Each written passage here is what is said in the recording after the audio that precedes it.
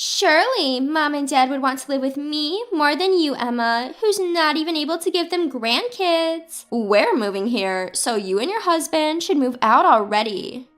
My pregnant sister-in-law, Karen, patted her growing belly and said these words haughtily. I responded simply, all right.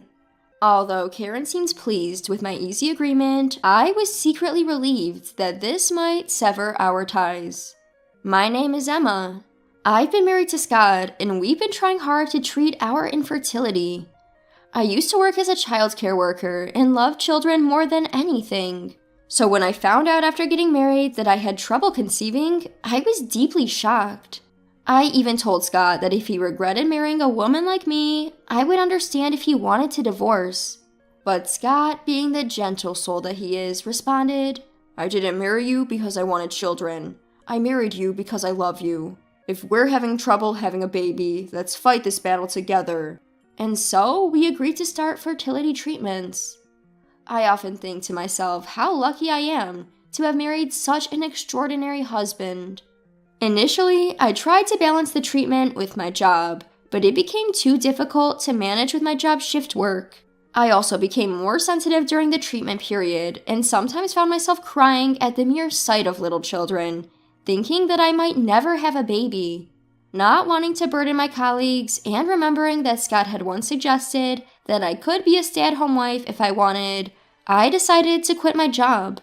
So now, while going through fertility treatment, I'm a full-time housewife. Scott's younger sister Karen, who heard about our situation, has 4 children and is currently pregnant with her 5th. Just seeing a pregnant woman can sometimes be difficult for me, given our situation. But Karen, not minding this, comes to our home with her 4 children. Emma, you're a housewife now, right? Why don't you look after my kids for me? I'm really struggling with all these kids on my own. You used to be a childcare worker, right? So take care of my kids for me, will ya?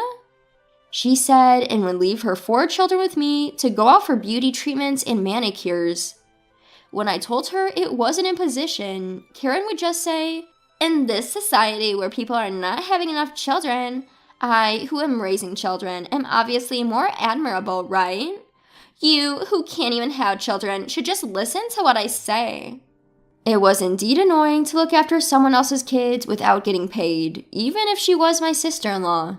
Despite her grating attitude, I noticed her children actually wanted to spend time with their mother. When they asked me when their mom was coming back, it always broke my heart to respond, I wonder when. Of course I let Scott know about how Karen was leaving her children with me while she spent time on her beauty treatments.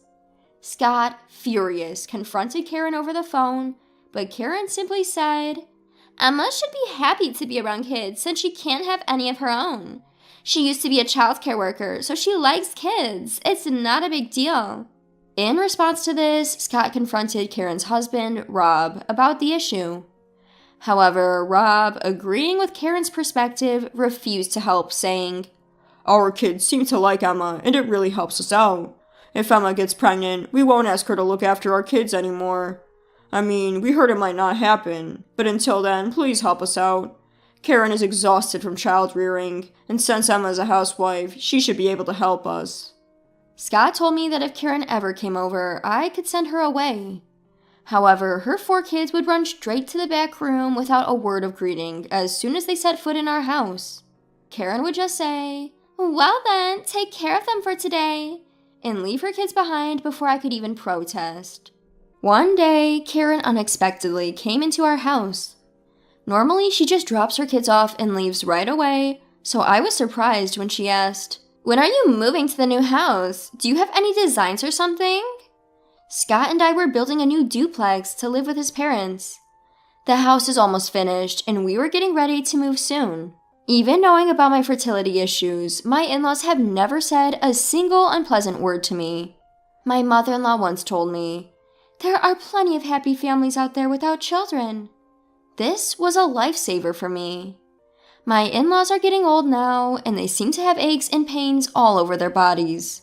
Before they require full-time care, we decided to live together. So, Scott decided to build a duplex. It was the first time Karen showed an interest in the duplex, and I showed her the predicted images and blueprints. somewhat intrigued. Karen hardly ever visits her parents' house, but she might be interested in the house her parents are going to live in. She asked me to confirm the number of rooms and how much sunlight it gets, so I assured her there were no issues. She also asked about the date we planned to move, and when I told her, she just said, "I see," and left, leaving her children behind. I had a bad feeling about this, but at the time, I didn't take it too seriously. Then, eventually, we decided to move into the two-family home. My in-laws moved in a few days later, and our life living with Scott and his parents began. Living together was really smooth, with no issues. Feeling blessed with such kind in-laws, one day Karen, Scott's sister, showed up out of the blue. Of course, she brought her 4 kids with her, ushered them into the new house, and without looking at her kids at all, she said to me, "Hey Emma, we need to talk." While the in-laws, who hadn't seen their grandchildren in a while, were being harried, I was forcibly taken out to the hallway.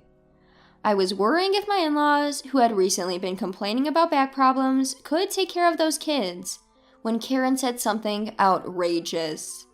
"Hey, why don't you and Scott leave this house?" What?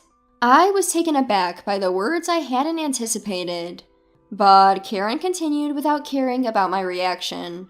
"Surely, Dad and Mom would rather live with me than with you who can't even show them a grandchild. And more than anything, I'm their real daughter, connected by blood. We're moving in here, so you guys should get out soon." While stroking her growing belly, Karen said arrogantly. Karen's plan was probably to live with my in-laws and have them take care of the kids. She said, "Look, Dad and Mom are so happy to be able to take care of their grandkids," and pointed at the in-laws, who were struggling with their rowdy grandkids. I couldn't see any joy in their faces, but I knew Karen wouldn't listen no matter how much I argued. My anger at Karen for mocking my infertility had been building up, and I was extremely angry at Karen for forcing her children onto my kind in-laws. After pondering what could be done, an idea came to me, and I quietly nodded. "Okay, we'll move out." Karen happily set the schedule for when we would move out and when they would move in, and left the kids behind again, but I felt relieved thinking this was a chance to sever ties with Karen. Time passed, and the day came when Karen's family moved into the two-family house that Scott had built. As I wondered if they had moved in successfully, my phone rang. It was Karen. When I answered the phone, I heard a screech-like voice from Karen on the other side. "What the hell is this? Why haven't you moved out your stuff? There's no place for our stuff. And where did Dad and Mom go?" Scott and I and his parents had left the two-family house, but we hadn't brought all the furniture. Karen was angry about this, and I responded, "The conversation was so sudden, so we only moved out for now. Your in-laws are with us." "Outrageous!" Karen fired back words like a boomerang. "I think it's outrageous that you and your husband are moving into the house Scott built without our consent. It's also outrageous to force the kids on us like that and go out having fun when we've been telling you every time that it's hard to take care of the kids." "That's not the point right now. Can I just throw away any of the remaining furniture that I don't like?" "Feel free to do so if you're really planning to move in. But are you sure about this?" "What are you talking about?" To the irritated Karen, I broke the news. "Can you and your husband handle the mortgage for that house? It's a two-family house and quite a large one, so it's quite expensive." By that time, I had already told her numerous lies. The acceptance I had given her about moving in was also a lie. There was no way I could agree to Karen trying to take over the duplex that my husband Scott had built. It's only natural that the furniture is left at home because Scott, his parents, and I are currently on vacation at Yellowstone National Park. The truth about the house is that it was fully paid for with the savings of Scott, myself, and his parents. There's actually no mortgage, but that lie was enough to scare Karen. Scott and his parents were also aware of this strategy. When Karen demanded to talk to Scott, he switched to a mischievous look and lied the same way I had, saying that there was still a mortgage. Over the phone, Karen apparently started crying because she couldn't afford the payments. She decided to return to her previous home with her husband Rob and their children after being told by Scott that she could still back out and that we were also returning home.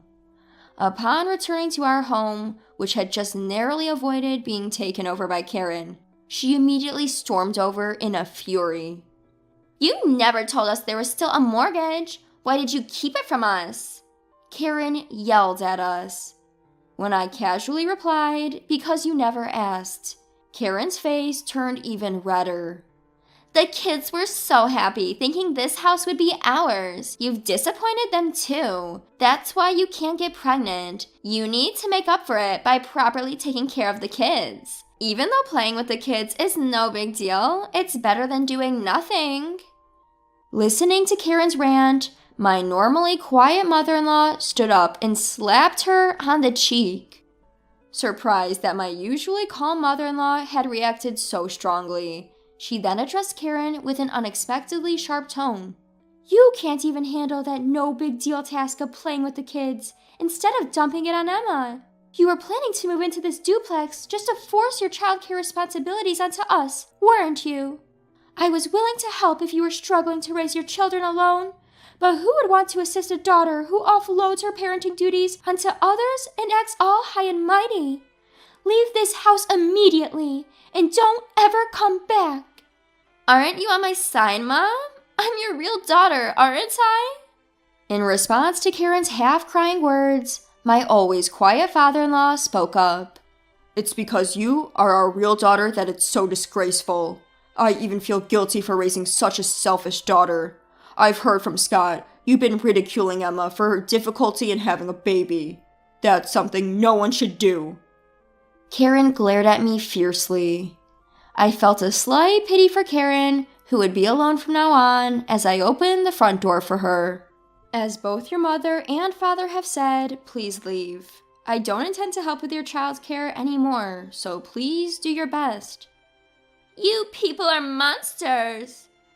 Karen left the house in tears, and after that, she never set foot in our house again. When Karen came to our house, Scott was out at work. He got a call from her later. It seems it was hard to understand Karen's words as she was sobbing uncontrollably, but apparently her household was already in dire financial straits. Karen had been spending money on beauty salons and manicures, while Rob had been squandering money on lottery tickets. Karen, now running out of savings, apparently thought moving into the duplex that Scott had built would save them from paying rent and utilities. When Karen asked Scott, who earns considerably more than the average income, for financial help, he couldn't forgive her for ridiculing my infertility. Scott told her that all they had to do was cut back on beauty treatments and lotto tickets, but Karen cried, saying she didn't want to. There was no way he could financially aid such an arrogant person, even if she was his real sister. Eventually, Rob ran out of money to buy lottery tickets and had to take a side job after his main work to make ends meet. Karen also lost her money to spend on beauty treatments. She used to look quite put together, but a few months after a falling out with Scott, she was almost unrecognizable. When we bumped into her, Scott had to point out, "Isn't that Karen?" before I realized it was her. Still, her kid seems lively and happy around her, and that was a good thing. And here's the miracle part of the story. I found out that I'm pregnant, with twins nonetheless. I couldn't stop my tears when the doctor told me. Scott, who had come with me, also cried out of happiness as we shared our joy together. My in-laws were also thrilled that they were finally going to have the child we'd always wanted. I haven't mentioned this to Scott, but I secretly think that being free from the stress I was getting from Karen contributed to me getting pregnant. I feel gratitude and nothing else when I think about how Scott and my in-laws chose to stand with me, not Karen, and because of that, I was blessed with 2 lives. Nowadays, I hope from the bottom of my heart that the babies in my belly will be born healthy.